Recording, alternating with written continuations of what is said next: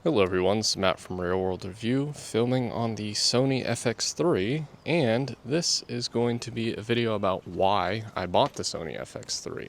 And not so much that I purchased the Sony FX3 and why did I do that, but more of what options were there for me and why did I ultimately end up with the FX3. Now, a little bit of a backstory. My first camera per se was the Blackmagic 6K Pro. That is an EF mount.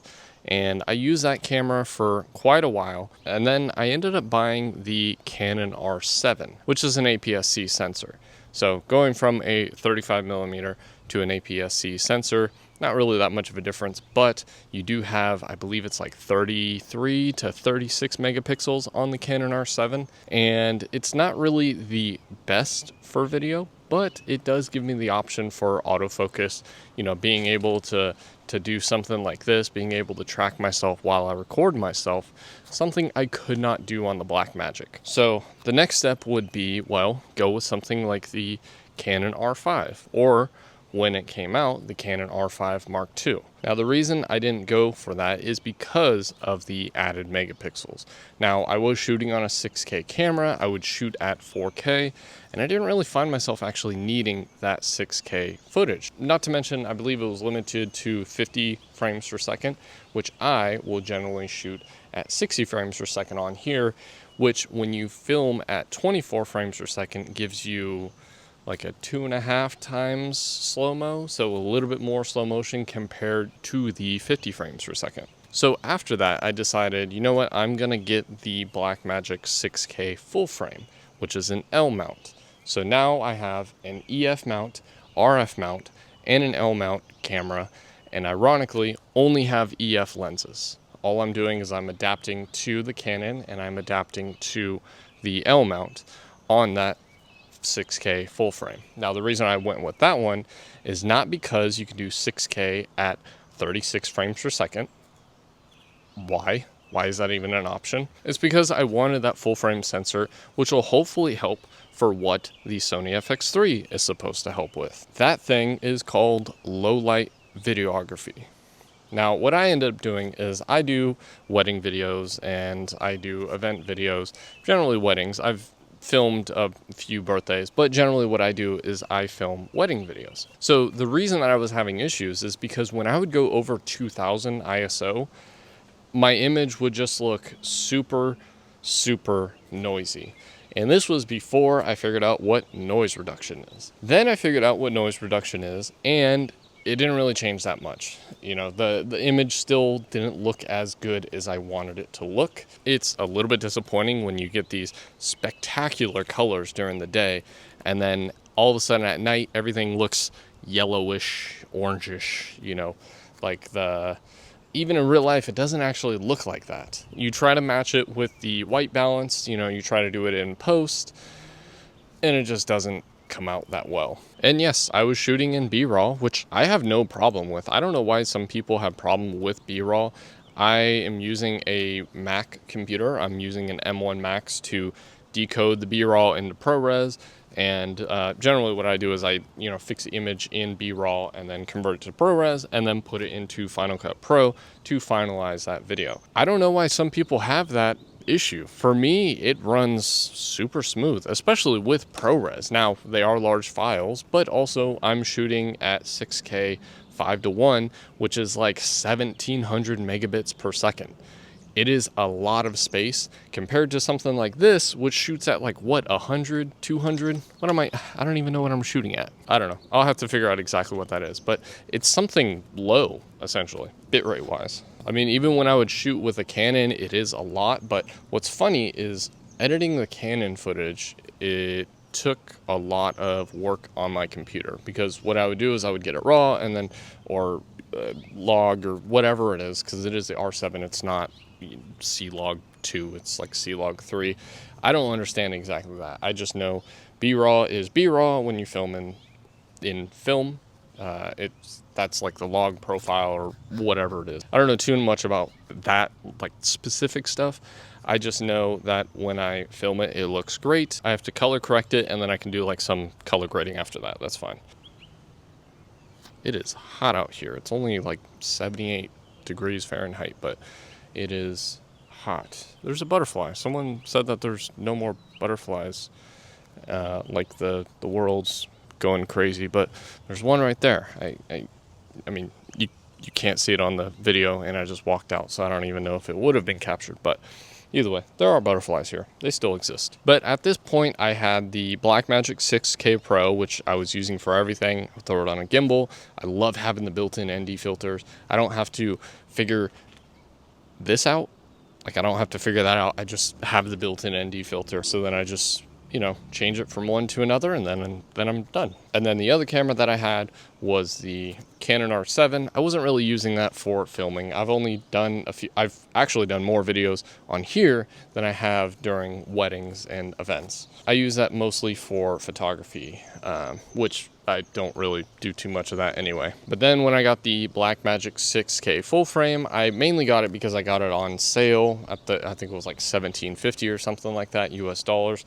That was like 6 months after it came out, which is kind of crazy. But then when you buy a 1 terabyte drive and you buy the adapter and everything, it's like $2,300. So I kind of got the camera for the price of the camera, and then I'm able to have built-in storage and, you know, actually use the camera. But I could have always just put it on a rig and then plugged in the USB-C, which is something you can't do on here. I don't even know if you could do it on Canons either, but you can't do it on Sony, which is one of the annoying things. But at this point, I had those 3 cameras, all with EF lenses. I wasn't using anything else, just EF adapting to RF and adapting to an L mount. But when I would shoot in low light situations with to be fair, I was shooting at f4, but I would even throw on a f1.8 on there. It was an APS-C lens, but I would throw the 1.8 on there, and it would still be very noisy when you go over that,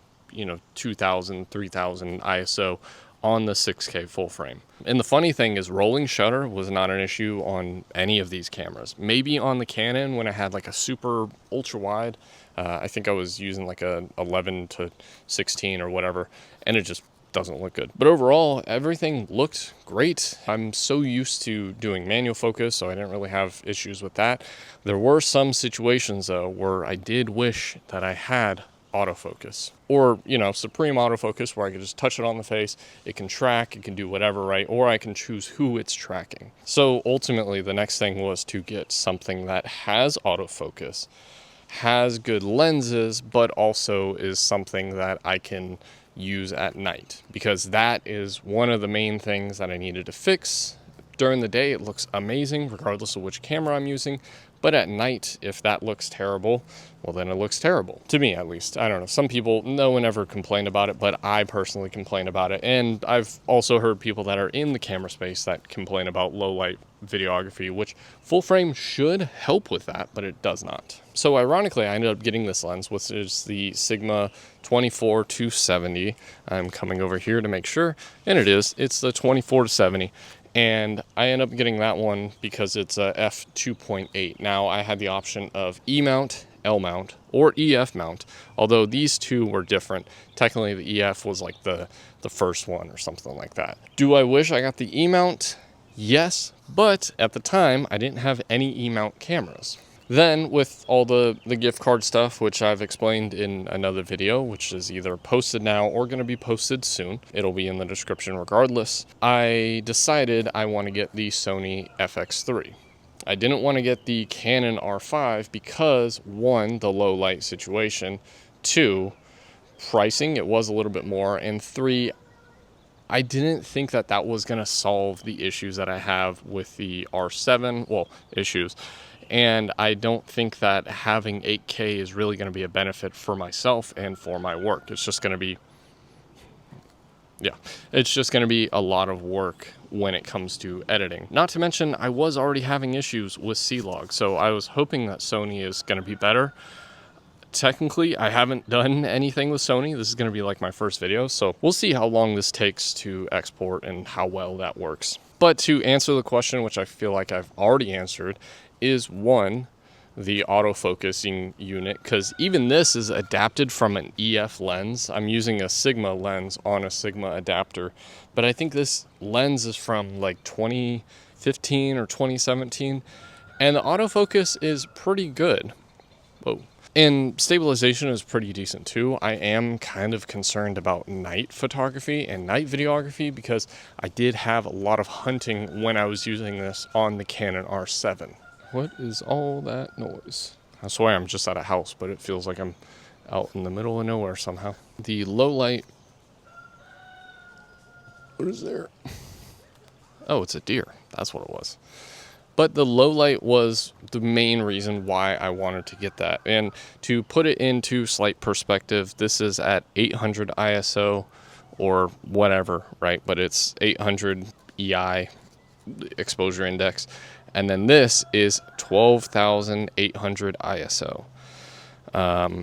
You don't really see much during the day, but at night it makes a huge difference. I'll actually show a clip of one of the first videos that I did earlier that I don't know if I'm gonna ever post, honestly, but I'm gonna show you. It's essentially like I couldn't really even see myself, but it was still able to pick it up, and the noise is pretty decent, not that bad. Obviously it's not perfect, but there is a stereotype of it being able to see in the dark, and it's pretty true. Another thing is I wanted to get either the R5C because I do video, or the Sony FX3 because they both have fans. The R5 II does not have a fan. Is that an issue? Not really. This is sitting in the middle of the sun, and I don't even know where the overheating thing is. Let's see if we can actually hear the fan.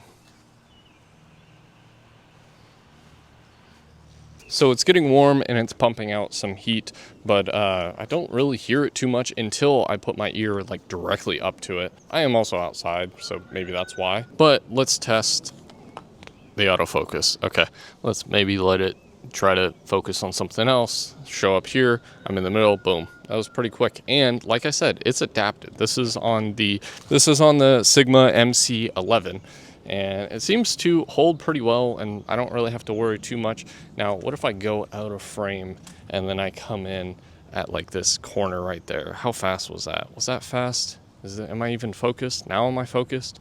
I don't know what just happened there. I wasn't able to see because this huge lens is in the way. Either way, I'll stop blabbing. I enjoy this camera. Now, I haven't been able to use it to its full extent, so we'll see, if my opinion changes on that in the future. But the reason why I wanted it was mainly for the low light and autofocusing. I know that the R5 can do pretty good at that, especially the R5 II, but that high megapixel count just didn't seem like it made sense for me, especially because I wasn't trying to use it as a hybrid camera. Just like my Blackmagics, I'm not using those as a hybrid camera. Not that you can really even do that. It's not as bad as like a Hasselblad where you can't use that as video, but the still option is just like a little thing that shows up, and you can't even look at them on like a gallery, and it shows up as like a B-raw file. So it's like a half-second clip when you go to watch it, which exactly, it's a photo. You're not supposed to watch it. You're supposed to see it. But either way, if you have an FX3 or a Canon R5 II or Canon R5, or maybe something else, maybe you have like a Panasonic or Nikon, is that a thing? I don't know. Let me know what other camera you got. Let me know what camera you can sit in the sun all day and not have to worry about it because it's not going to overheat, or something that can essentially see at night that's not a Sony FX3. Yeah, tell me if that even exists. Let me know what you think about the Sony FX3. Let me know what you thought about this video. Hopefully you enjoyed it. Join the 1%, and as always, thanks for watching.